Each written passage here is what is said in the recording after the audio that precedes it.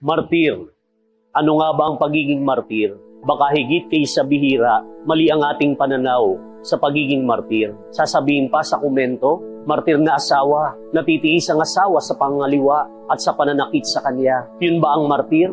Hindi, sapagkat ang martir ay may paninindigan sa tama, may gulugod upang ipaglaban ang mabuti. Si Jesus at ang katotohanan na ating ipinapakipaglaban ang siyang unang nanindigan, pinatay para sa kabuti at katotohanan. Si Jesus ang huwaran ng mga martir na inusig dahil sa kabutihan at katotohanan. Sa susunod niyang 200 taon matapos na si Jesus ay muling mabuhay, ay ang pag-uusig ng mga Kristiyano. Kaya naman marami ang naging banal at martir. Sa Ebanghelyo ay ang pag-aalay ni Jesus ng kanyang sarili para sa kapwa. Isa sa mga plano o isa sa mga nagplano para patayin si Jesus ay si Caifás, na pinakapunong saserdote. Sa kanyang sinabi sa Ebanghelyo, mabuti pang isang tao ang mapahamak kaysa ang buong bansa sa gagawin ng mga Romano kung ang lahat ay manampalataya kay Jesus. Ngunit hindi lamang ang pagpatay kay Jesus ang nasa isip ni Caifás, bagkus ay ang matipon